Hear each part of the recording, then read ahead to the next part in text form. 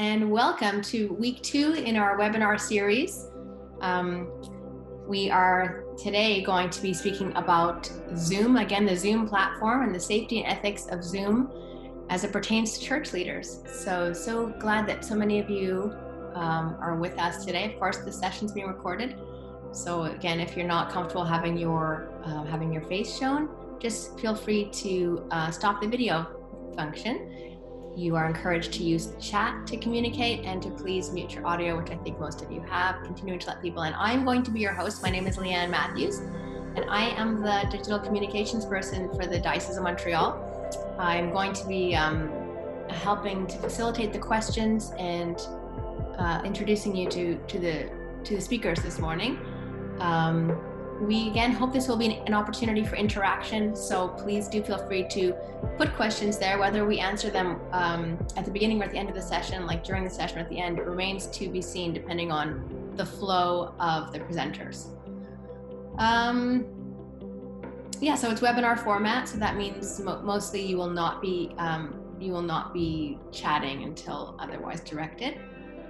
I did ask our presenters today if any of them would be available or willing to do any private coaching, because I have a feeling that there'll be lots and lots more questions that we won't be able to cover. And the good news is that they have all agreed to be consulted privately. So we'll provide you emails for them following the webinar today. And otherwise, I hope that all makes sense. And if it doesn't, write me a question in the chat, and I hope to get back to you. I don't have Madden with me this morning. He's not feeling well. He's a little under the weather, so I am going to be your solo host, managing all of you lovely people and your questions, and I'm very glad to be able to do that today. And if it's okay with you, I would invite us just to take a moment of prayer. So let us pray our way into this webinar. Living God, we know that we are called to share your good news, and we know that for many, this time of pandemic has been one of fear and isolation. We thank you for the privilege of digital communications that allows us to connect with others, that allows us to share your word, to glorify you, and to build your kingdom here on earth. Now we ask for your blessing on this webinar and all who are gathered. May we be filled with a new understanding and desire to share your word, to love your people, and to know your mercy. Amen.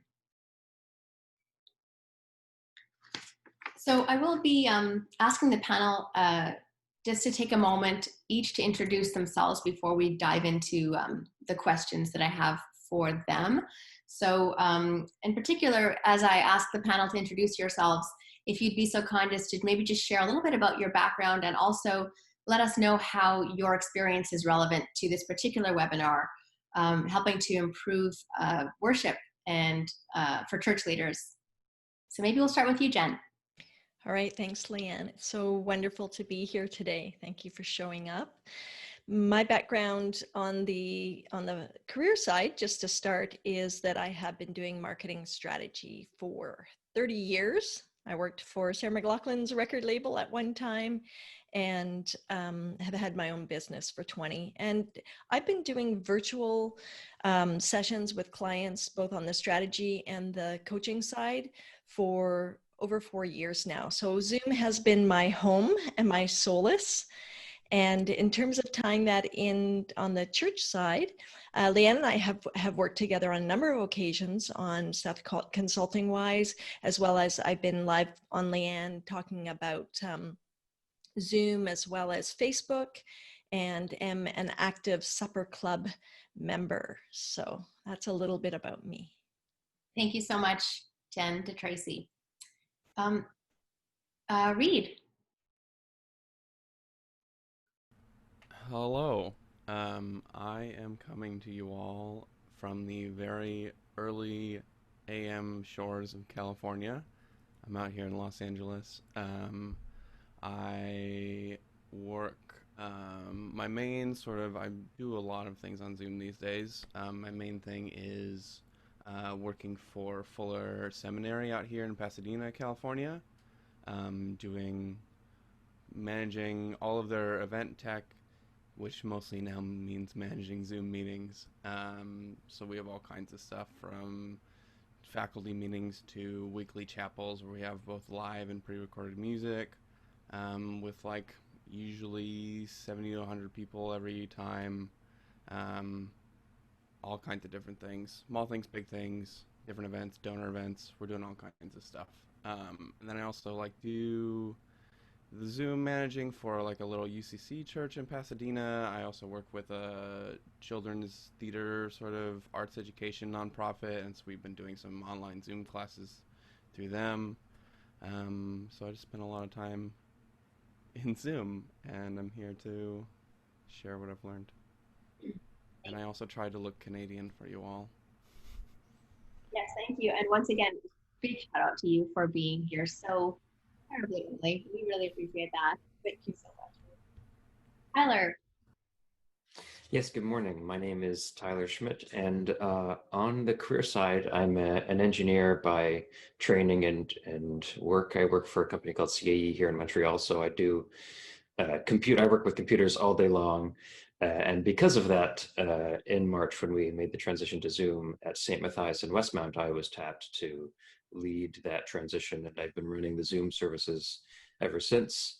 And I was also part of an initiative of some of the West End churches to sort of get together and share our technical knowledge and sort of make sure that we're all in communication in case anybody learns anything, and kind of like what we're doing this morning of making sure that we're all on the same page and keep each other up to date of any new developments. Thank you so much, Tyler. I appreciate that. And Jonathan. I think most people probably know who I am by now. I'm Jonathan White. I'm the director of music at the Cathedral. Yeah, that's about it. It's too humble, Jonathan. There's like a list as long as my arm, but anyway, but we'll stop it there. So we will, of course, have a chance to dive in with each of these presenters. And as you can see, we have a panel, a very, very eclectic panel of very knowledgeable presenters. So I'm really excited that you've all agreed to be here to do some information sharing this morning. So I have questions for you each, and as always, participants are invited to use the chat function to ask questions as well. So Jen, as a veteran Zoom user, can you provide us with an overview of Zoom? Again, some of you may be more proficient than others, so being aware that our audience is of course at different levels, but provide us with an overview of Zoom. Why is it an effective platform? And can you share with us some of your favorite features, and how can we get the most out of Zoom for your virtual service? Absolutely. So I'd like to start as this whole webinar today is going to be a progression. So I'm going to start with some of the basics, and then Reid and Tyler and Jonathan will dive in deep on the technical side. So one of the things that if you don't already have a Zoom account, know that it's a very cost-effective way to do virtual services. You're looking at about $20 a month, and if you buy for a whole year, it's about 200 Canadian dollars. So very inexpensive. And on a pro account, which is the basic account that's paid, you can have up to 100 participants. So that's really great. Now, something to really consider that's very important is the quality of your Wi-Fi, because Zoom is, I have found it to be one of the best video audio platforms for reaching out to people in a community environment. However, if you are not hard connected, like right now I'm on a desktop versus a laptop, so it's easy for me to have a cable go from my computer into my router and my modem, right? That's just so simple. But certainly if some of you have Macs that are new Macs, it's very hard to be hard connected in. So it's possible. If you can have a hard connection where you have the cable hooked into your laptop, that is ultimately the best. But if you can't, then I would certainly recommend that you make sure that your computer is near your Wi-Fi so that you're not far away, so that you can ensure that there isn't going to be times where the computer is freezing with audio and video. So that's something to consider. So before I share why Zoom is effective, I want to talk to you just a little bit about the intention. When you think about having a service or a community event, you want to ask yourself, and I'll just give you an example based on a virtual service. So there are so many parts to the Anglican service, and it's going to be difficult to deliver on a traditional format. So you want to ask yourself, is it possible to do something that's more hybrid and that is going to work with the Zoom platform and still have the essence of how you want the service to be? And so that's the first thing to identify.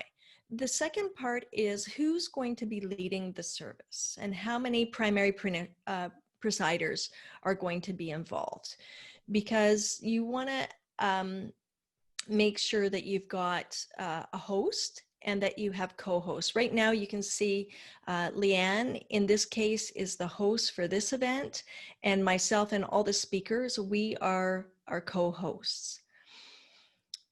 And then thirdly, you want to ask yourself, how interactive do you want this service to be in terms of the congregation? For example, call and response. So I'm going to come back to talking about some things that you can do around strategies later. Let's look at what makes Zoom effective. So as I mentioned, you can have as many co-hosts as you want, which gives you a lot of flexibility. And the key around recording, and I think Tyler's going to go into this more, or Reid, or maybe both, is that one person usually has access to recording, and that's the host, unless they give permission to someone else to press the record button. And I'll come back to recording in a minute. The other thing is, the lovely thing about Zoom is you have control of the sound. So if we look at the situation right now in terms of how we have it set up, every one of you is on mute except for the co-host and the host. And this gives you flexibility. If you think about it, if you're doing a service, you probably don't want to have the congregation on being able to talk during that time. You probably want to set it on mute. And the reason why is even if someone's coughing or sniffling or clearing their throat, that's all going to show up, right? And you want to avoid that at all costs. So it's a decision to make sure that that is set up in advance, that you have that going on. And also to be communicating that with the congregation, that we are going to be muting everyone during the service so they understand. So having that flow of communication. And then same with videos, right? The benefit of not having the congregation on videos, at least during the service part, is that people are focused on the service versus looking at other people and what they're doing. You know, it can be kind of distracting, right? So that's something to consider. With the co-host and the host, they can share the screens, but you might want to, you want to make sure that the congregation can't access screen sharing. That's something you're going to want to make sure of. And also, you might want to decide who are the people that you want to be sharing their screens. You know, if someone is playing a primary role as a church leader, they're probably not the right person to be sharing the screens. You want to have some people that can just actively focus on screen sharing so that you have a flow to the service as you would naturally and organically as you, if you were doing it in person. And some of the benefits of screen sharing are that it makes for more engagement for everyone. So whether you're going to share a hymn on the screen or hymns so that people can sing, or prayers or inspirational messages or images to promote up and coming events, what that does is it just creates a little more layers of change, right? Because in a service, you've got a lot of moving parts that would happen if it was in person, and you want to kind of create that type of flow so that people are not feeling restless, right? There's a constant sort of change happening for them as they're moving along in the service and participating as a congregation. Now, when it comes to recording, whoever presses the record button, it's going to either show up on their computer unless they press the option to go into the cloud. And Tyler will get into that with you. But one thing you need to consider is that whoever is that person that is the host, in this case it's Leanne, and she pressed the record button, is that how she has her screen set up is how it's going to come out in the recording. So whoever you want to be the host, that's where the intention comes in. When you have that recording later, you want it to be the way that you that it's whatever the viewpoints that you want it set up. Do you want it set up so everybody can be seen on the screen, or do you want it so that in the video it's just the screen share and the speaker, whoever's speaking at that moment? Also, if you share it to the cloud, the benefit of that is that you then have a link that you can share with people with a password later. The cloud at the pro rate only allows for 1 gig of storage, which means that if you have a service or an event that's an hour and a half, and you have a lot of different things on video, or everybody's talking on video, you're going to use up that 1 gig just from that one recording. So in that case, you would need to download that from the cloud in order to make sure that you free up space for any other events that you're going to be having. So let's just go into now talking about the congregation and how to engage them in that element of chat. So if they have their video off and they have their audio off, how can they feel like they're participating?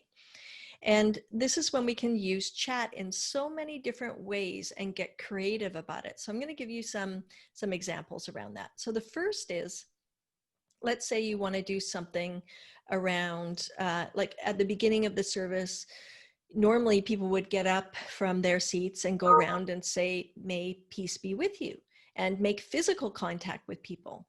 Well, that's not going to be able to happen in a virtual service. So you could have everyone type in the chat, "May peace be with you." And then the congregation gets to see who's there, who's shown up, and they can see all the comments. So that's kind of a nice way to start to create engagement.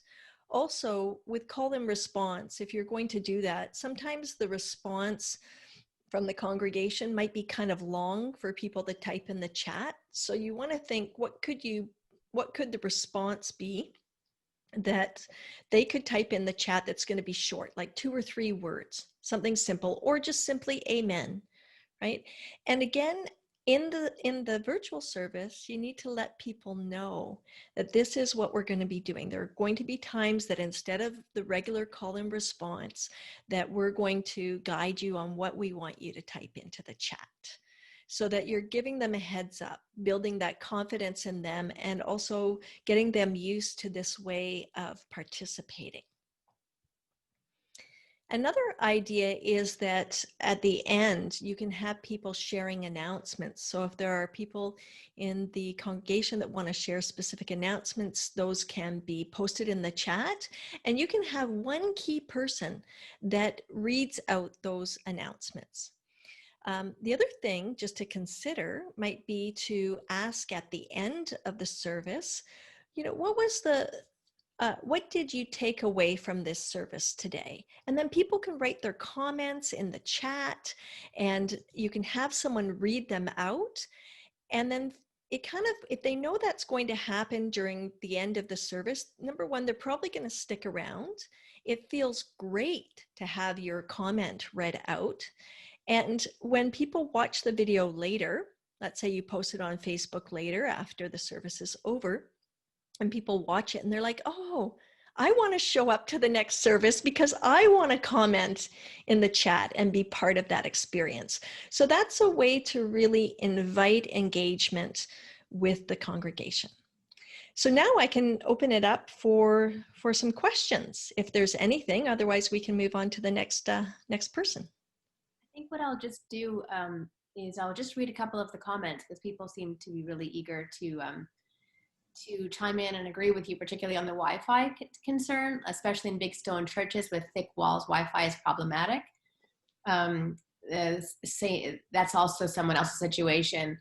Having used Cell Hotspot, I've been using Cell Hotspot, and also in rural areas, internet and cell service can be more spotty.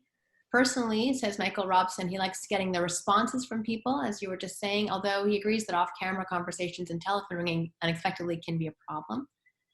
And in Carla's case, most of her people call in, so there is no chat. Yeah, in terms of the Wi-Fi, I mean, that's the thing. If you're doing it virtually, if there's a better place to do it other than in the stone walls, that's something to consider. Because ultimately, if the audio is not very good, it's not a great situation for the congregation or others that are participating. Audio is the number one most important thing. So either getting a long cable that can take you to where you need to go, or again, innovating your setup in a place that is going to be better for Wi-Fi. Very important. Video comes second, and with video comes how can you light the space, and that's probably a whole nother conversation as well, right? So Carla just adds in that she uses a pic of the altar as her background. Oh, nice. Yeah, I love that. Also, when you share your comments in the chat, it's really helpful because I think as we are going through this, we're learning from each other. Those are great little tips. So thank you for everybody who commented so far. Good. So I think that section's we're good, right? Yes, that's excellent. Okay.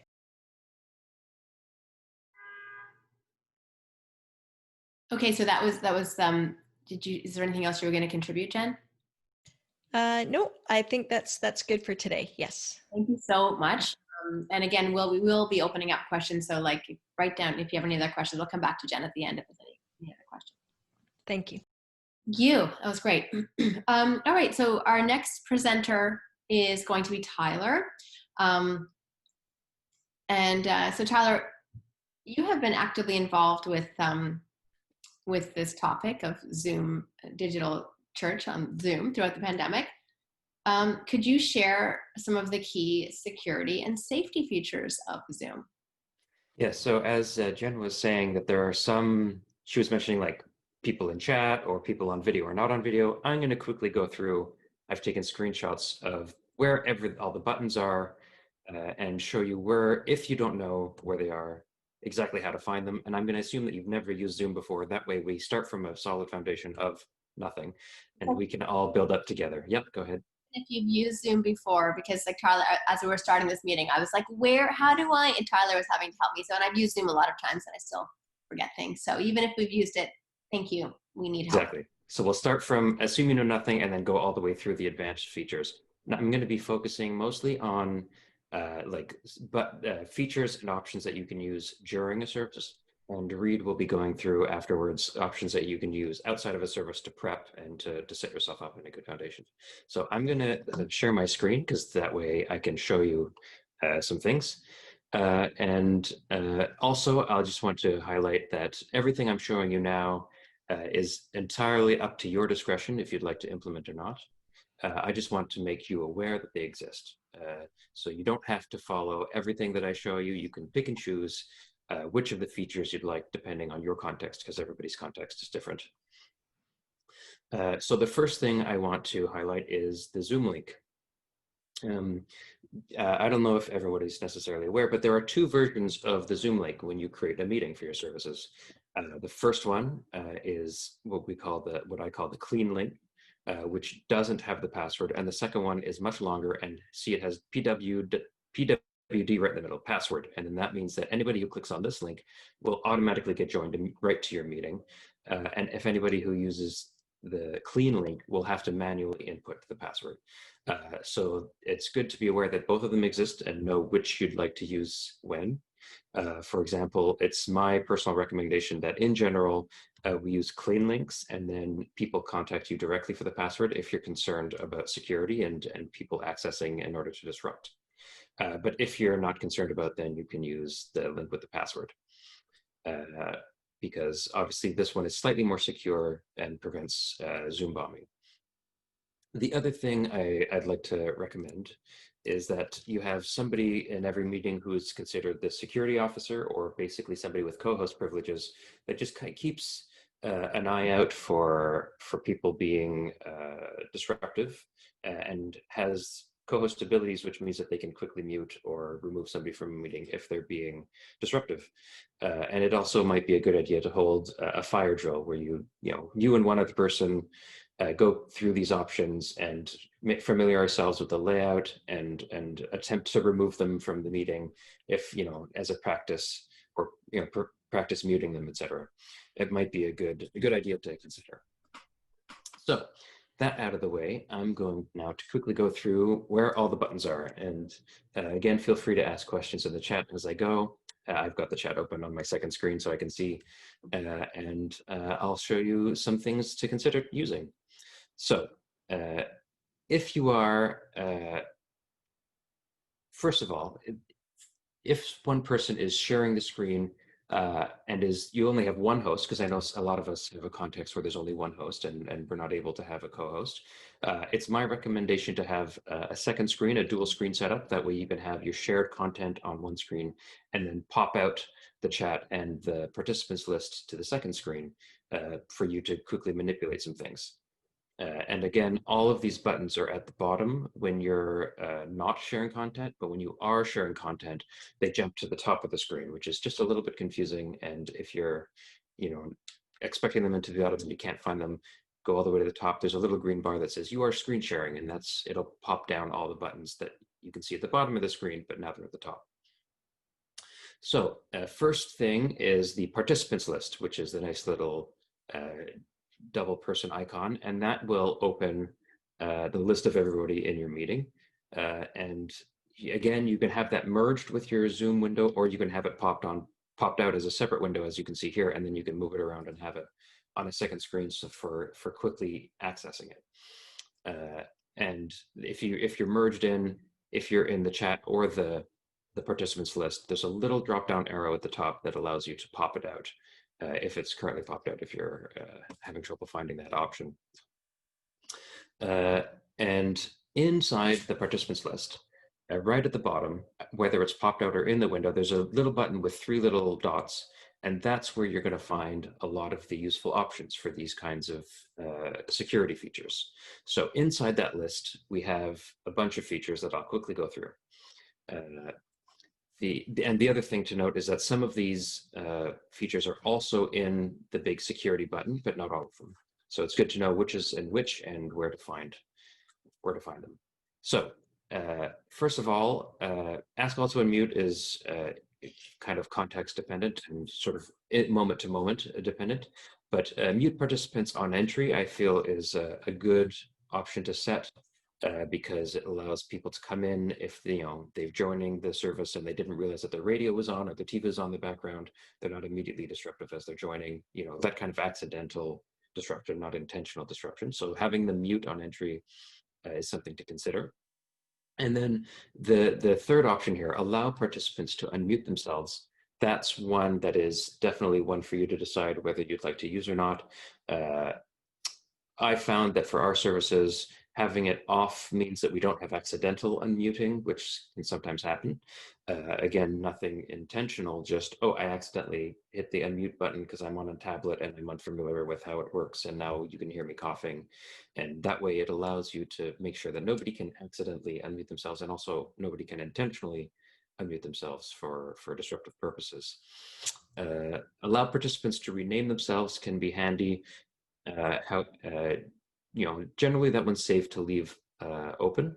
However, we have seen in the past some cases of people renaming themselves rapidly with multiple things and renaming themselves to have the same names as the hosts to try to jump around the participants list and avoid being kicked out if they're intentionally disruptive. So that one's one to consider, but don't think necessarily that it's going to come up, but again, know that it's good to know that that option is there. Play a sound when somebody joins or leaves. I feel like that one should always be off, because again, you know, if somebody joins, 20 minutes late into your service, and then everybody gets a wonderful chime sound to show that they've come in late, that's an accidental disruption, and also a little bit embarrassing for the person who came late. So it might be good to turn that one off. Enable the waiting room. That's, and again, one that you can choose to use or not. There are advantages. The advantages of the waiting room is that you can see exactly who's in it as the host or co-host, and choose to let them into the main meeting on a case-by-case basis.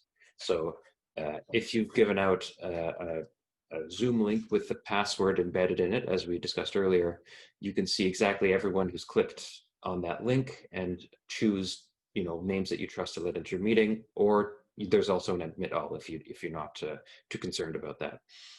But also, you don't have to use a waiting room. That's entirely up to you. And then the last one is lock meeting. That's if a meeting or a service is in progress and you're basically sure that everyone who has shown up will show up, you can click the lock meeting option and make sure that nobody new can join. That will prevent, even if they have the link with the password, they will not be able to join if you've locked the meeting. And again, the lock meeting is in the security button as well. It's in both spots. The enable waiting room is in both menus. And then in the security button, there's some more options where you can choose to allow or disallow participants to either share their screen.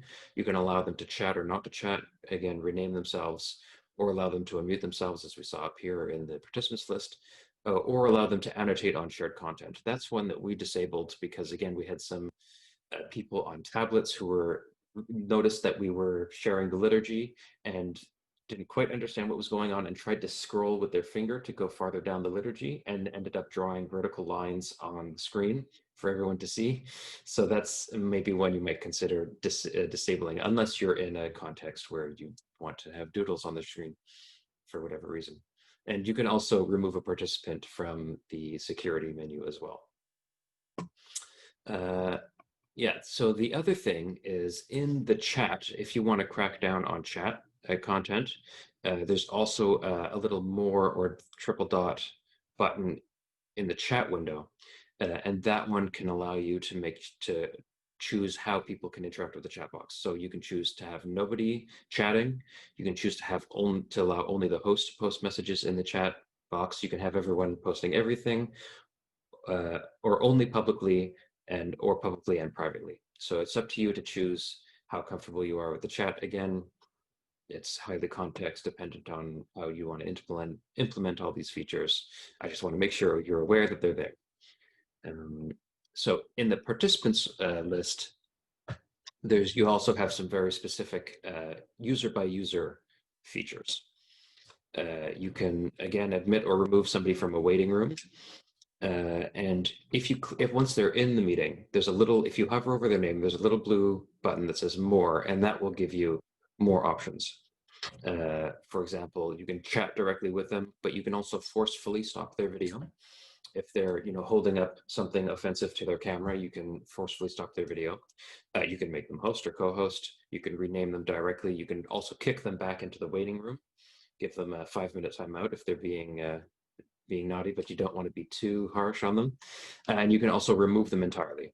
And that's, of course, obviously, if you know that they're malicious and they're not stopping, and you can remove them and then also report them to Zoom. I've never used the report feature, so I don't know if I might ask you to fill out some forms, give some context or something, but be aware that they're there, and you might be able to get their account banned or disabled. But again, I don't necessarily think you'll have to use it, but just be aware that that's there. I believe that's all of my button-related information. Again, as Jen mentioned earlier, the record button is here in the bottom bar of all the other options if you'd like to record the service. And when you click on it, if you've enabled it, it will either ask you to record locally or to the cloud. And as Jen mentioned about cloud recordings with the links, etc., that's where you would do that. So I believe that's all of my know how, if there's any questions, I believe. Yeah, Then I am going to take the liberty of asking a question too, because go for it. and then I'll ask the other question. So just back to the clean link versus the unclean link, whatever that one is. When you are inviting people to your meeting, normally I just click that copy button, and that shows up all the details about how people can come in either by telephone or on the internet. Yeah. How do I distinguish between the clean link and are they both on that? So basically, they are the same link all the way up to the question mark. So you can copy the link that Zoom provides with the password embedded and manually remove everything, including the question mark. And because basically what the Zoom link is just your meeting ID. So it's the Zoom website /j/your meeting ID. Okay. And then that will allow you to, and you can actually type this out by hand if you so desired. But if you have a password embedded link and you'd like to have a clean link, all you have to do is eliminate the question mark and everything after it. Okay, thank you. And I think you said that already. I'm sorry that I didn't. No worries. I actually didn't say that. It's a good point. It's a good question. Great. So let's Andy wants to know, he's looking how to make co-hosts. That's a beautiful question and will segue wonderfully into Reid's section because I believe that's an option that you can set on the web settings. Cool. Michael Robson says, I'd like to be able to set up live stream to Facebook on a second computer without that process becoming visible to those on Zoom. I am already sharing my screen. Zoom doesn't seem to allow this. Is there a way? That's a good question. It's not something that we've done, so I actually don't know how to do it. Reid might know how to do it. But yeah, I don't have experience doing that, unfortunately. Sorry. It's good. I'm Leanne. I'm just curious, just to get clarity on this question. We have done that before, I believe, right? Gone in. I've done it with Neil, where, if I'm understanding correctly, where you're doing the Zoom meeting, but you're also pressing the option to stream live to Facebook at the same time. Is that what the question's asking? That's what I understand. Michael, feel free to unmute yourself. And if you'd like to add anything to that, we'd like to hear.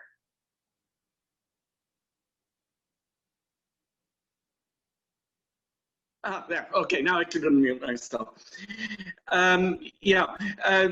No, I get it onto Facebook all right, but it really seems to only allow me to use my main computer to do that.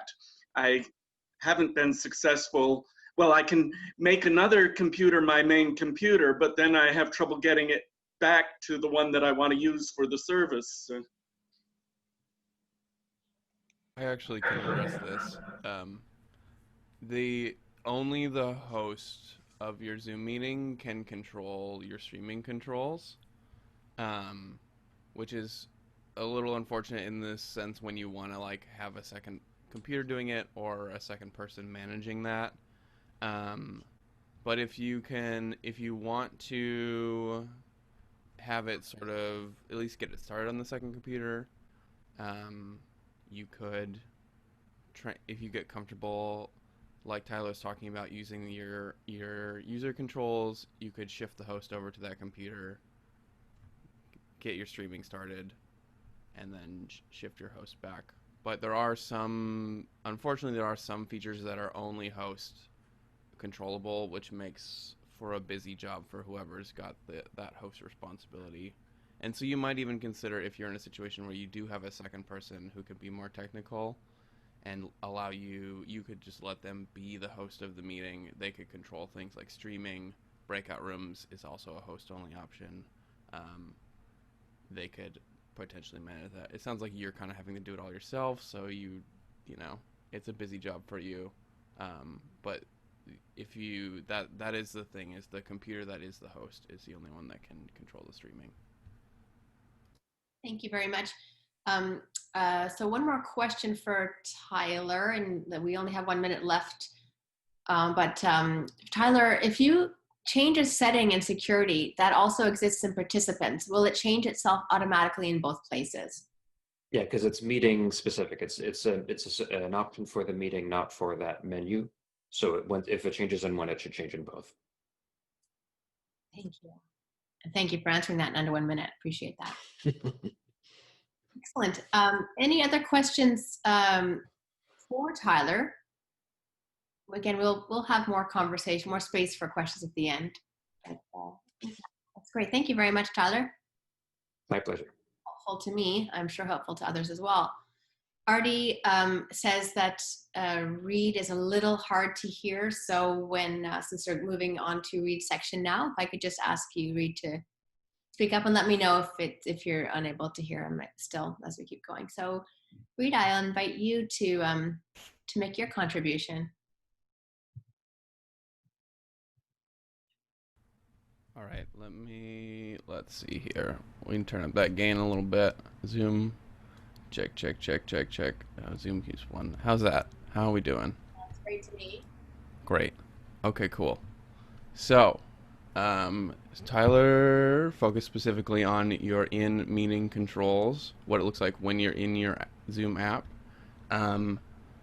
What a lot of people, if you're kind of a beginner, this is probably the main thing you know Zoom as, is this application that it has you download. I am going to focus on how to actually, the other side of Zoom, which is the Zoom website. We don't need to do a video clip. So I'll share my screen and sort of walk everyone through the website. And so the important thing about the website is that this is how you set up your meetings before your meeting. Once you are in your meeting, if you change something on the website, it doesn't matter. But this will be how, if you're doing things consistently, you don't want to have to be thinking about resetting all your settings up every single time. It will be important for you to know, to think through your website settings. So, how to get here, you go to the zoom.us, you log in, it'll probably take you to your profile page up here on the left. Hopefully you can see my mouse, great. All these different tabs. We're going to start in the settings, and then I'll jump over to the meeting section too. And I will say out front, the way they organize these, I don't think is kind of confusing, and I always end up usually scrolling around if I'm looking for a specific thing. So if it's a little confusing to you, you're not alone. But I'm just going to go in order as you would scroll down to check through your settings, and we'll just go over the stuff. First thing, right off the bat, we've talked about waiting rooms already. I am definitely pro waiting room, especially as a person. I think they're even just helpful if it's helpful for sort of the people in charge to have a little time at the beginning to be like, all right, are we ready? Talk stuff over, and you don't want random, all your other people jumping in, hearing you talk, all those details. So I think the waiting room is great. Another fun thing, this is a fun new thing, web only, that I discovered prepping for this, is you can actually customize what people see when they're waiting. So you can, just change this very generic phrase to say, hello, sorry for making you wait. This helps to type things. You can put like a fun little picture in your waiting room. It's pretty small. The meeting topic is what Zoom calls. It's just the name of whatever meeting you've created. I don't know why they don't just call it meeting name, but it is. You will want to pay attention to what you name your meetings, because people will be able to see it when they name in the meeting. So I'll just call it like meeting 2, because that doesn't mean anything. You can also add a little 400 characters of text, like, if you're stuck here for a while, I probably slept in. You wouldn't say that on your church service, and make sure you check those boxes. And then people in your waiting room will see that little message when they're waiting, and you can, say whatever you want. But especially if you're customizing, if it's something more formal, you can put more specific instructions so people aren't just stuck there saying what's going on, and personalizes it. It's nice. I think it's cool. Anyway, we'll keep going here. There's a lot here, so I might move a little fast. If we need to come back to anything, we can come back to it later. Passcode, we've talked about this. Tyler talked about this. Is that you can set this default so that every meeting you create will have a password. Zoom is pushing passwords by default, I think it's a good idea. How you decide to share the password is up to you, but I think generally it's a very good idea to always have a password. Personal meeting ID is kind of specific. I don't even fully understand it. We'll kind of skip past that thing. Joining by phone, which some of you guys have phone users. You can require people to enter a password joining by phone. This also, I believe, has an automatic link that you can put. People with their phone can click on, and it does a little fancy dial thing. But it may get a little more difficult. But again, probably a good idea to just keep random people from dropping in. And passcode. So you can actually turn that off if you want your clean links all the time. You can disable this, and your default link won't even have the password. If that's like for sure the way you want to go, you can turn that off. I'll leave it on because I don't do high profile stuff as much on my personal account. This is also, I don't believe anyone has talked about this one yet. Authenticated users is also could be a very helpful security feature. What this means is that to join your meeting, if you enable this, people have to create and log into a Zoom account to join, and which is usually it's a higher barrier for people who are just trying to be trolls, that they probably won't want to have anything formal set up like that. That sort of binds them, and it's easier, I think, than if you report them. It's easier, I think, for Zoom to ban them. So I like the little church I have. We are less restrictive on some things, but they have this checked, so at least there's some accountability there. It's a little bit harder to just be a random person jumping in and joining. So that's an option. But it also means if you got a lot of people who don't know if that will be a very hard thing for them to create a Zoom account, you might not want to do that. Again, like I think everyone has said, these are all options for you. Some things might work for your group of people, some things might not. And also, some things might work for some types of meetings if you're doing your formal services, but if you also are doing a lot of meetings where you don't want all these restrictions, and it's very annoying to deal with them on during the week meetings or something like that, you might want to think about, what am I doing most? And then set those as your defaults. So authenticated users, helpful security feature. Now we're getting into scheduling the meeting. You can set whether people's videos are on by default or off by default. That's sort of also some of these things like muting. You can, if you want people to mute upon entry, that's sort of like is it easier for your people? Would you prefer to not have people accidentally have things on? Do you want people to choose to turn on their audio or video, or is that a barrier that is preventative and it would be easier just to have them on by default, and people who want them off will turn them off? Your choice, but you can set it here so that all your meetings you make will do the same thing. Scrolling down, personal meeting ID, we'll skip past that here. We got our mute participants on entry, which we've talked about before. We'll skip down to chat. This is where you can disable chat for your meetings. If that is something that you don't want happening.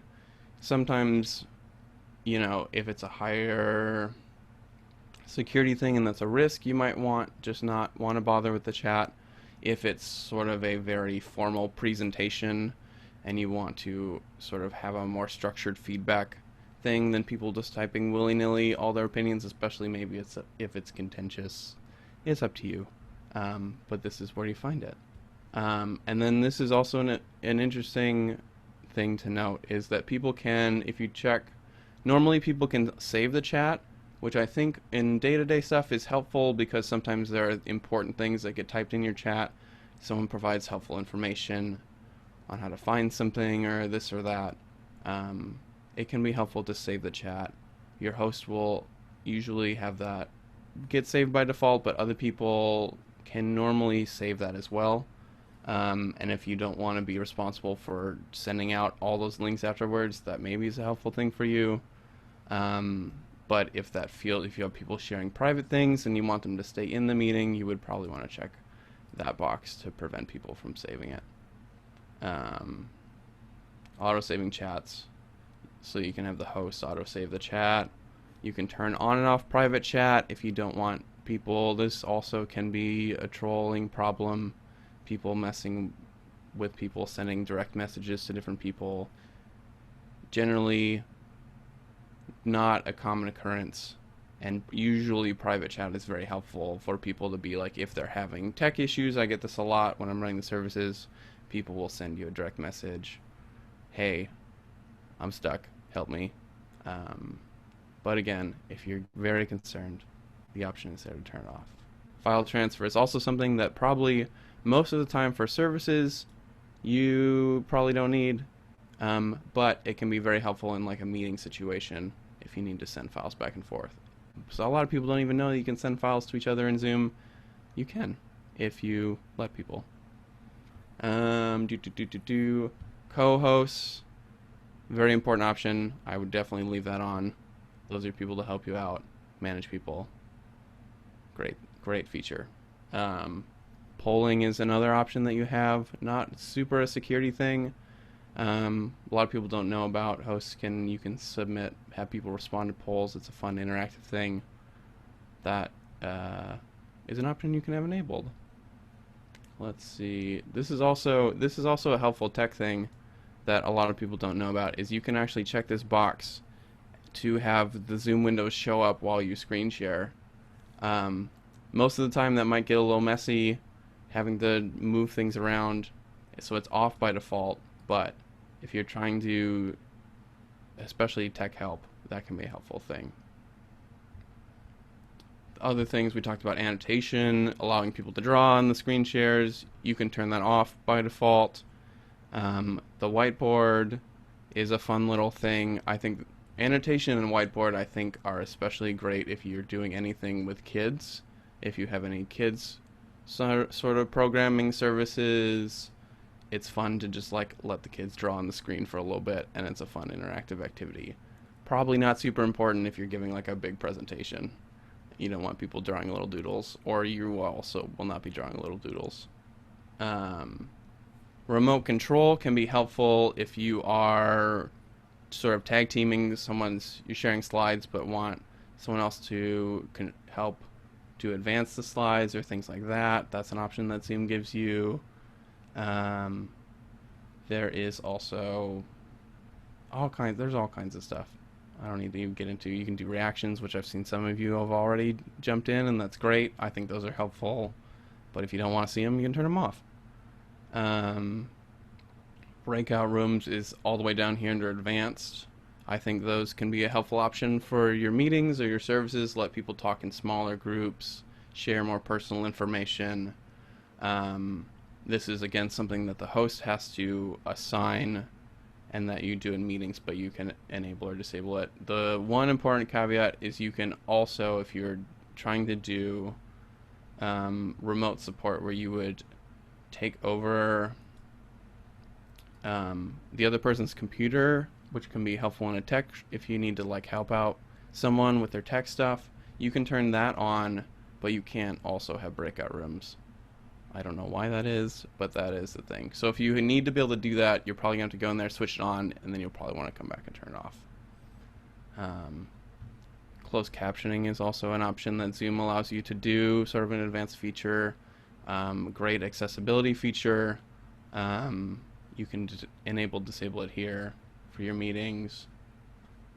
Virtual backgrounds, which we've talked about, can be, and Jen, that you are using one, I believe, yes? I think, and that's normally a pretty great accessibility thing, because sometimes people don't want to, their home situation might not be super, amenable to meetings and stuff like that, and a virtual background allows them a bit of privacy.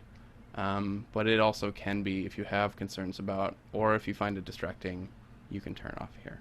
So Reid, with that virtual background, if I can just add, like I have a green screen attached to my chair. So you can see that behind me is my real office environment, and this is a green screen. So I think some people can do that without a green screen, but they have to have a certain color background. Do you want to share about that? I mean, Zoom does. It depends if it also that's sort of contingent upon how new your computer is. Newer computers you don't need a green screen, and will do a better job removing the background. People on older computers will need a green screen. Um, so it's not something that necessarily everyone has access to by default anyway.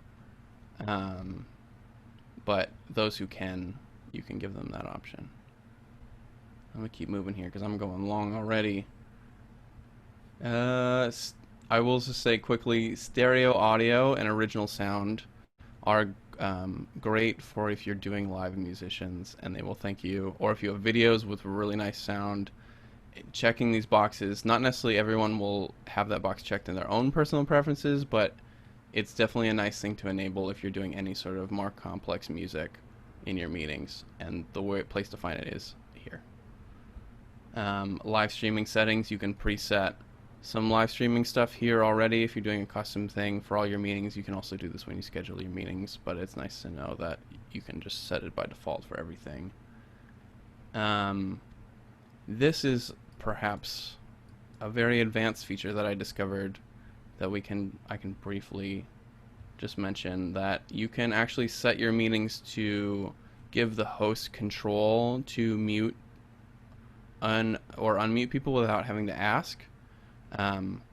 Potentially helpful if you have someone who is speaking a lot, who is very bad at unmuting themselves, and you want your tech person to manage turning on and off their mic. Because normally the host will always have to ask permission to unmute, and if they're not paying attention, it sometimes doesn't go well. However, this is kind of invasive because if you enable this for your meetings, everyone who joins says, do you want to give the host permission to control your mic? Which might be alarming. So I would only use this on a specific sort of case-by-case basis, but could be an option for you if you have people who are very bad at unmuting their mics. Just let your tech person manage that. I think the only other important thing I wanted to sort of talk about is not notifications. I'm not even sure if it's in here. It might be in making the meeting. There is a thing called join before host. So when you go, those are all your settings for before you make the meeting. Then you would go up to your meetings, you'd make a meeting.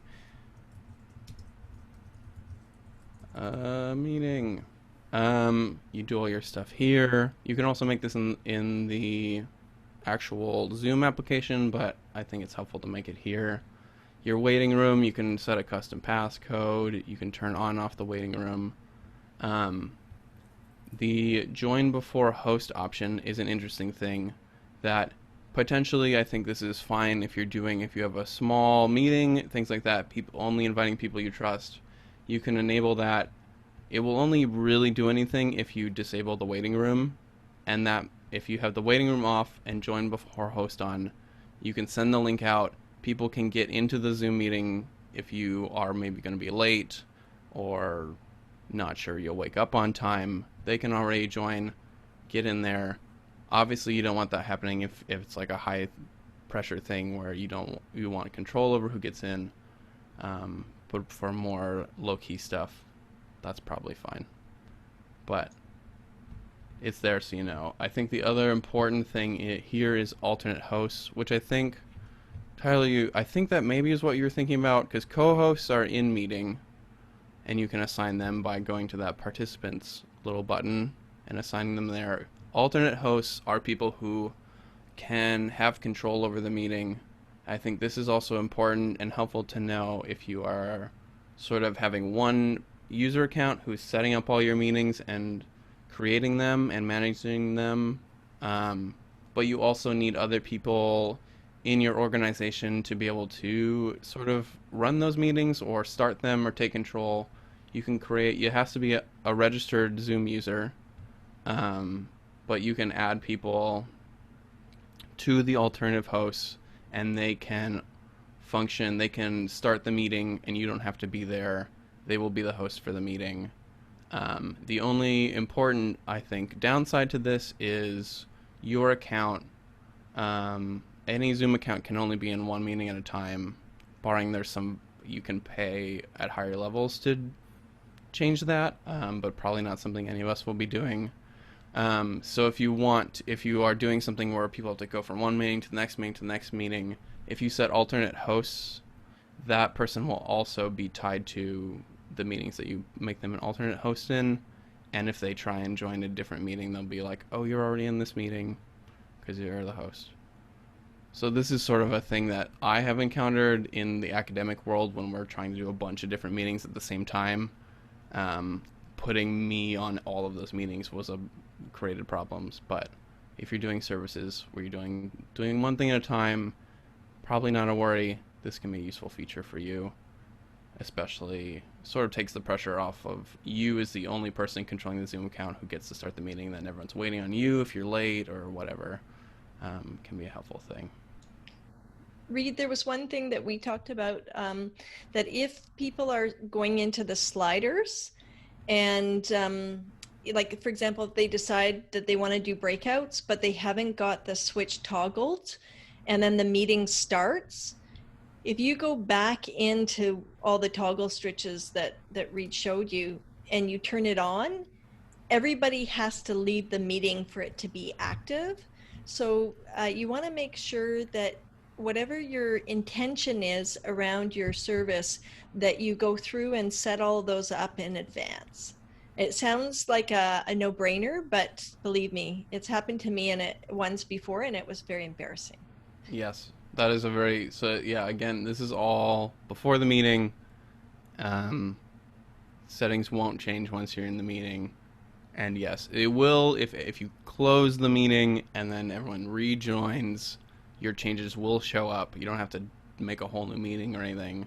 But there are some things like waiting room, muting people on entry, the things that Tyler talked about that have in-meeting controls, those you can change on the fly and that's fine.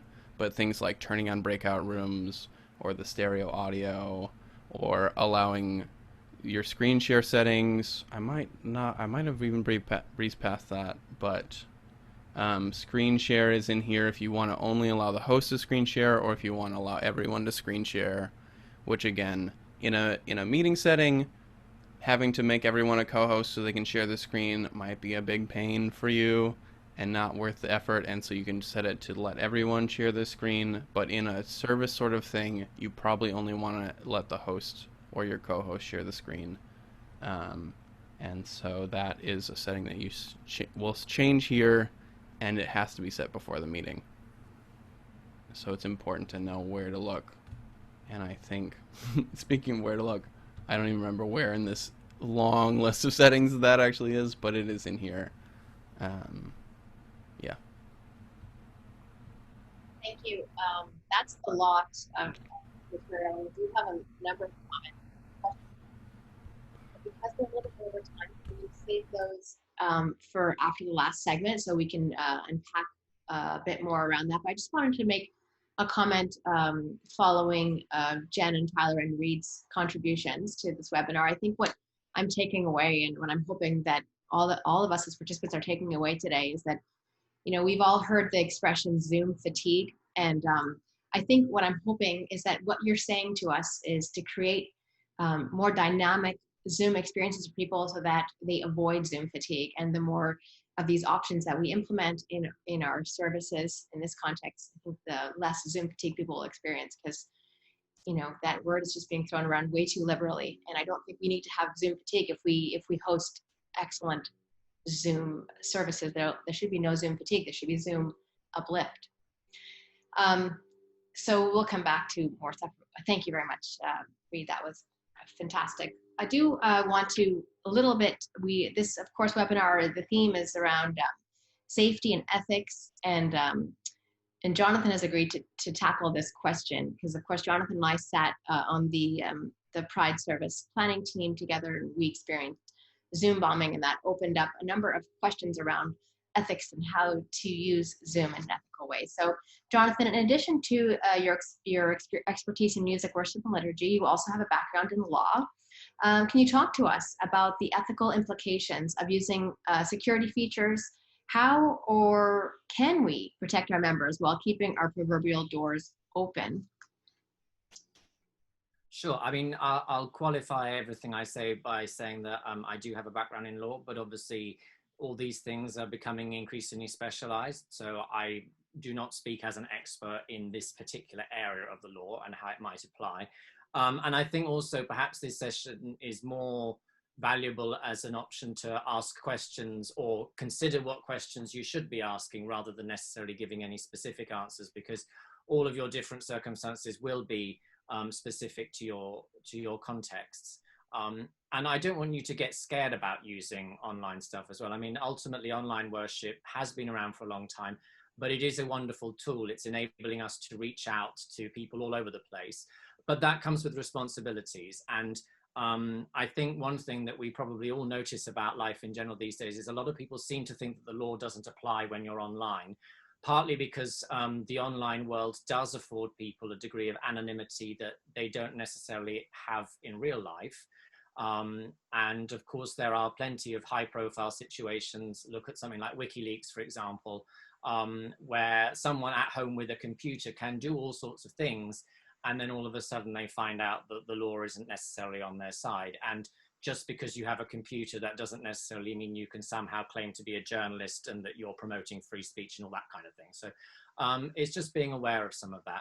And of course, what that means is that the same responsibilities and duties we have to people in our physical spaces exist online too.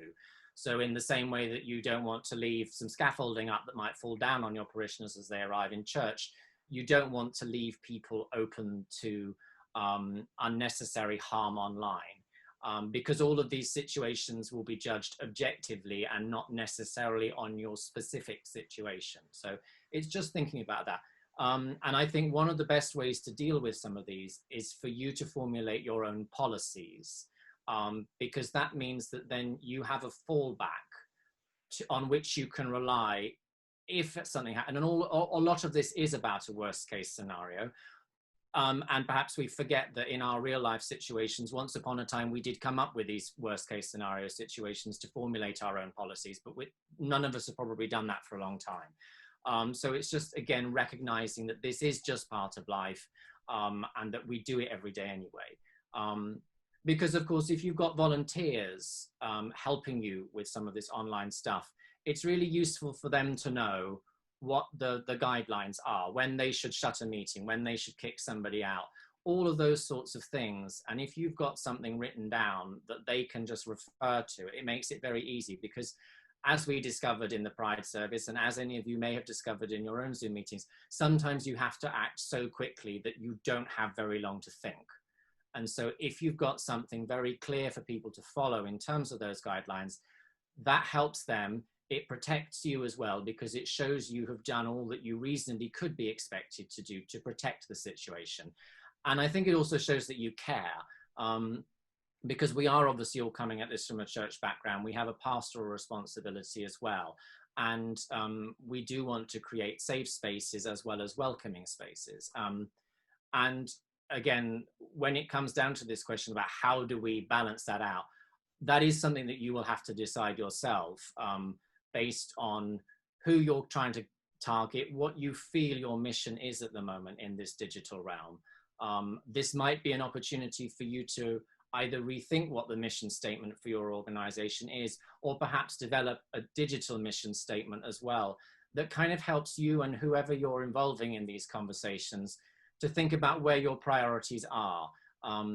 If you're out in the countryside, you might have a very different sense of who you're ministering to and what your priorities are, as opposed to an inner city church, which might typically normally meet to a much wider group of people who aren't regulars in that sense. And so those are things to think about too. I mean, last week we also spoke about, in the music context, about copyright, and that, again, this all applies still online. And of course, if you're broadcasting it either on a Zoom meeting or through Facebook Live or anything, you have to remember that the world is watching you. And it's not like people are out there targeting churches and that, but it's a little bit of common sense in just thinking about what you put out there and what risks you expose yourself and anybody else to. Another issue that we're encountering at the moment is, of course, the distinction between people's private lives and private spaces and the public spaces that we normally interact with one another in are being blurred as well. And so there is this question about culture, and I'm sure many of us have situations where parishioners very innocently say, oh, such and such, your camera's off, or I can't hear you, and that kind of thing. And that is very innocent, but some people might be doing that deliberately. And obviously we don't want to create some sort of authoritarian police state online, but maybe you will have to start conversations with your own congregations about how you're all navigating one another's personal boundaries and private space, because some people, I mean, I'm someone like this, I like to keep a distinction between at least some of my private life and what goes on in the rest of the world. And I'm sure many of us do, and many of our congregations probably do as well. And so it's thinking about how do you deal with that?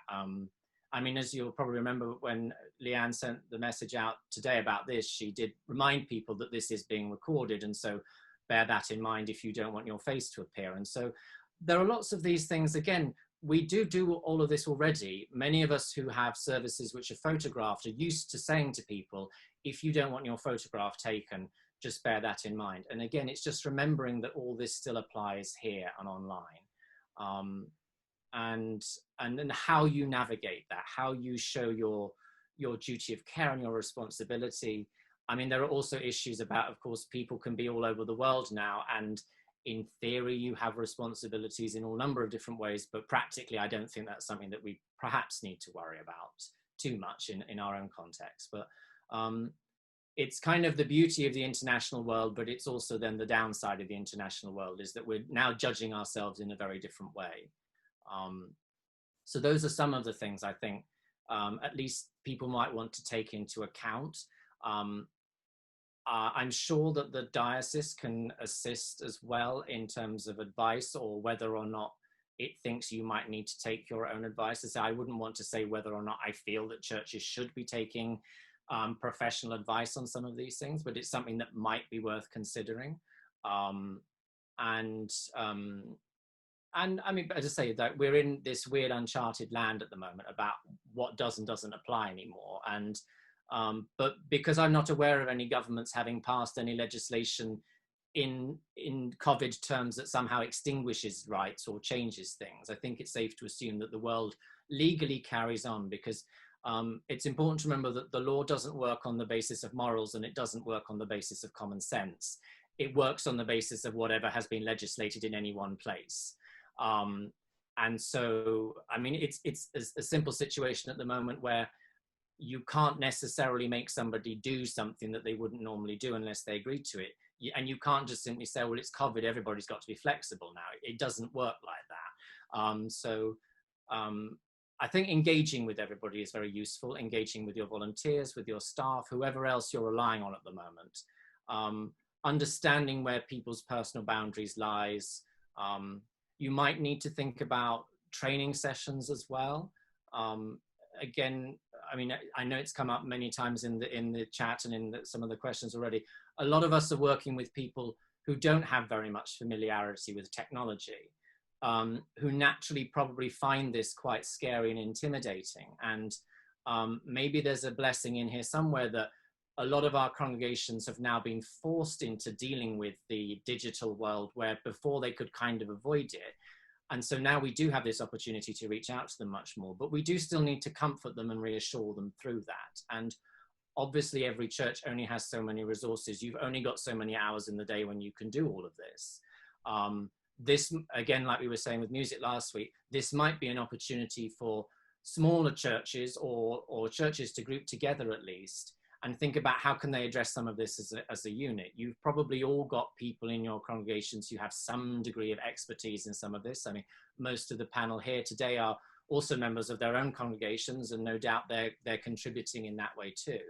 And so I think, again, conversation, dialogue, getting people involved, And that's how you start to build up this new practice, this new sense of how do we navigate this online world that so many of us just think of as being posting or retweeting or sticking a photo on Instagram. And of course, it's now actually our main form of interaction, which before it never was. And so being kind to one another is useful. And the other thing to constantly bear in mind is that in addition to the fact that everybody is kind of stressed up to their eyeballs at the moment, is that this format of interacting with people adds a level of kind of impersonality that so much of what we used to do and deal with was in small gestures in passing. It's not always obvious anymore how someone really is feeling at the other end of a Zoom conversation. It's not clear what your congregation is really going through on that basis. And whether it's the frustrations or indeed the joys and everything, it's hard to see that through this medium. And so there is kind of, again, in this sort of ethical concept, I would say almost an increased pastoral responsibility just to perhaps fine tune your antenna a bit more than you might normally do. I mean, I think as a diocese, I've been overwhelmingly impressed with the level of pastoral care that is shown around here. So I don't think that it's the fact that anybody is incapable of delivering pastoral care, but that at the same time, sometimes we still need to tune in. And similarly, like I said last week, you're the ones giving the pastoral care, but you're probably also the ones in increasing need of it at the moment. So don't forget yourselves in all of that. And so it is about figuring out how we create the same loving, welcoming, nourishing, and sort of safe space that we do in real life online. And it isn't easy, but I think if you're constructively critical with yourself and you really think about what it means for you and your congregation or your community, what it is you want to show the world almost, that will help you perhaps begin to walk your way through this difficult path. Because I mean, as I say, we keep seeing over and over again that this is something that's going to define our existence, our worship life for quite some time. And I think this is also a golden opportunity for the church as an institution to kind of reposition itself in society more than it has. I mean, it's not just Quebec, but I mean, when they announced that they were obviously cutting back the allowance for religion in Quebec, it does strike me that the church as a global institution hasn't really sort of stood up to be counted in this COVID crisis institutionally the way it should be. And that's why governments probably think that it doesn't really annoy anybody if they don't keep us happy. And I think the other thing about this Zoom is it's a great opportunity for the church to say, actually, no, we are here, we are relevant, look at all that we're doing. If you do try and shut us down, you are actually affecting society. But it is incumbent upon us to show the world that that is happening. And as I say, it's not me saying that we aren't doing these things, because I know that there are still churches that are feeding the homeless, providing shelter and all this. And of course, we're all continuing to care for our communities in ways that people don't realize. But we do need to make sure that the rest of the world sees that. And when they do, they'll think, oh, we can't just sort of ignore religion and pretend it doesn't matter in our world anymore, just because we think that bar owners and people that want to go to nightclubs are the ones who actually have the votes that are going to affect the next election or something. So there's a lot that's really good here. It does require some considered thought, maybe some expert advice if you think you need it. But I do feel that a lot of this can be answered just by a careful and considered sort of discernment approach by your own communities. Thank you. I appreciate your reference to the sort of intentionality of, what are we doing and what are we up to? It brings us back to sort of what Jen had encouraged us to do, just to be really mindful of what we're doing and why we're doing it, and to tailor our Zoom services and the ethical considerations around using Zoom towards the intention of who our audience is and how we're connecting with them. Thanks very much for that, Jonathan. That there was actually, even though I'm sure it was extremely pertinent to everything you said, and I'm sure very thought-provoking, There was actually no comments, so I think everybody just had their jaw open as you were speaking. So I'll return now to the questions that we had back for Reid, and again, you're still welcome to use the chat. It's okay with all of you. If anybody would like to say something after I recite these questions, if any final questions, you can even maybe say them out loud with your voice. Can you imagine that? I've heard it be said from somebody who I respect very much, a digital communicator. They said that the mute option is the death of Zoom. So some people say that the more you mute people, the worse your Zoom conferences can be, even though we understand how delicate that is. So let me see who said what. Carla asked Reid, is there a difference between US and Canadian Zoom settings? Back to the settings for you, Reid. And I don't believe there is. I think it's just one universal platform. Jenny, you got my back on that? Yeah, it's one universal. You can't even, to my knowledge, you can't even pay in Canadian dollars. You're paying in US and it converts to about $20 Canadian, depending on the exchange at the time. Thanks. Michelle says, one thing when locking a meeting, if someone gets kicked out accidentally, even the host won't be able to re-enter until someone's still in the meeting. Leanne, your voice is dropping out. Sorry, I think I'm also speaking really fast, because I think we actually addressed that question. So the thing was, when locking a meeting, if someone gets kicked out accidentally, even the host won't be able to re-enter until someone's still in the meeting, remembers to unlock the meeting. I think we did talk about that. Michael Yeah. I think, go ahead. I had one note about that I didn't talk about people being able to re-enter. There is also, if you lock the meeting, people can't get back in. Also, if you kick people out by default, the setting is that they also cannot get back in, which you probably want if you're dealing with problematic people. Though I have in my past accidentally removed someone, and then they weren't able to get back in, and it caused this whole deal because I didn't know that was a thing. So that is something to be aware of, and there is also a setting in the web settings to turn that off, so that people, if you make them leave, they are able to rejoin. But the default is that people can't get back in, and it will warn you. Zoom will say if you click on remove someone, it will say they won't be able to rejoin if you have that setting enabled. So it like double checks. Now it didn't used to do that, which is how I did it accidentally. So, but just to be aware that if you're managing people, that is a thing. Yeah, that's something I thought of also as you were going through them, as we've all probably experienced. Of course, Zoom does update itself. So sometimes these things might be, if anybody's watching this webinar 6 months from now, likely there will be changes to the settings. So Michael says Zoom is making either use of passwords or waiting room a requirement as of next week. Everybody's just nodding furiously at that. Michael, thank you. Michael also says, I've tried to keep things as simple as possible, as many of my parishioners are technologically challenged.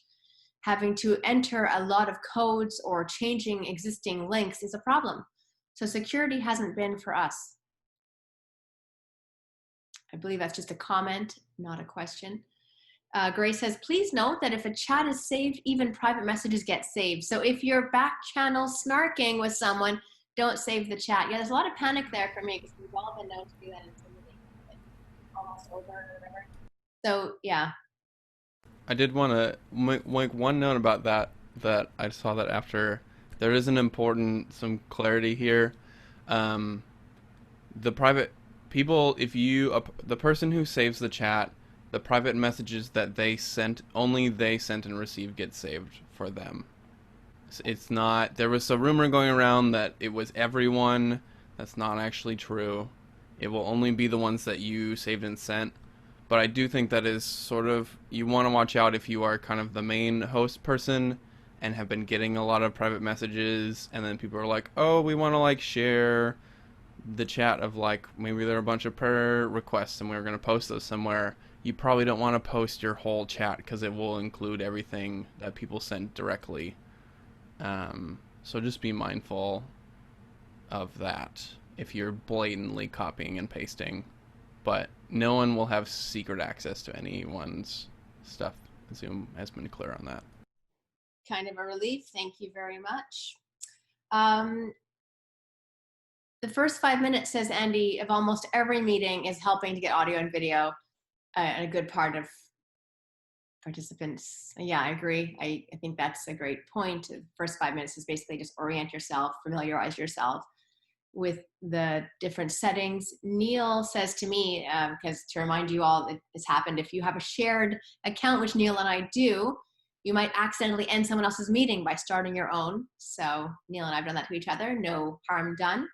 But it was just a little bit confusing because my meeting just ended because Neil started another one. And the internet speed has been a problem with some of my seniors, says Andy. Yes, that is something that we addressed from the beginning. Definitely one of the criteria for getting going on having a decent Zoom meeting is you need to have decent internet connection, which is a problem in a lot of old churches and people who don't have high-speed internet.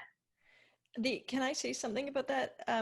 So, I mean, when people are having their video off, the audio connection is a lot better. And that's another reason for having a congregation have their video off, because then they're going to it's going to be better quality for them. Thank you. Helpful reminder. Honestly, the level of helpful content that the presenters have shared with us this morning has been overwhelming. I really, really appreciate all that you've offered. And again, I will be, I imagine there's always more questions and more to learn. So there's a translation question. Thanks. I'm going to look up it. And I'll send you guys the emails for the panel of participants, because if you have any further need for coaching, you may do so. Michelle, Michelle, please unmute yourself and can you read your question about translation? Because I'm not seeing it here in my chat anymore. I remember seeing it before. You'd asked about yeah. Is there? Oh, there. Yeah, the closed captioning, Michelle. Is that what you were asking about? That's what I was asking about. Yeah, you can. We have done that at Fuller once before. There is a closed captioning feature. The host has control over that as well. But they can assign, this is one helpful thing Zoom gives you, is they can assign another person to be in charge of typing it, which they'll do on the bottom. They'll have an option for closed captioning and they can assign it to a person and that person can type, and just whatever you type is what shows up. So you can type in English, you could type it in a different language if you want to use that for translation. It is kind of a lot to keep up with at times.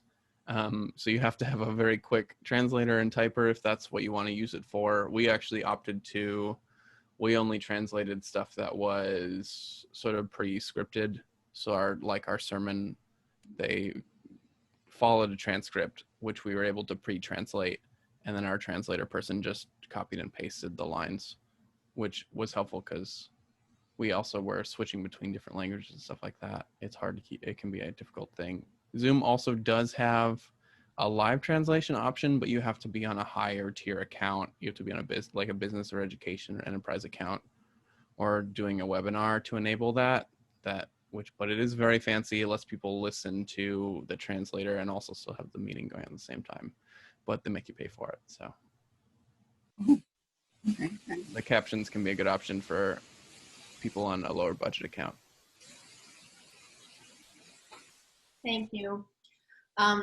A number of you are saying thanks to the panel. Very, very useful information. Yeah, thank you to the panel. Very, very useful information. A few notes about next week, the third in our final series on improving our digital worship on Zoom. Next week, we are going to actually be deviating slightly from the Zoom platform, and we're speaking about formation, and we're speaking about community, and some of it as it pertains to Zoom, and others as it just pertains to digital communications in general. So we'll have a couple of speakers from Newfoundland, so that will be really interesting to learn from them. And you will need to register with me. It's a different link than this one, because security is everything. So just send me an email or click going on the Facebook event, and I'll make sure to get you that link. I'll do my best to do so. I hope that I'm never leave anybody out. But of course, I'm recording the session so that all this information will be available to you or to your congregation or to anyone you think it may be useful for. And I believe there's so much useful information here. So definitely feel free to share it once it's live on our website, and I'll put it up on Facebook as well. And I'm already over 4 minutes, and I hate to do that to you, and I really appreciate your extra minute. So can we just close, unless we have any other comments or questions, we'll just say the grace. Does that seem okay? All right, so let's close with the grace. So the grace of our Lord Jesus Christ, with us all, evermore. Amen. Amen. And thank you. And we'll hopefully see you next week for the third in our webinar series. Thank you so very much to Reid and to Jen and to Tyler and to Jonathan. You've been extremely helpful, more than you know. Thank you. Thank you. See you next week, hopefully all of you.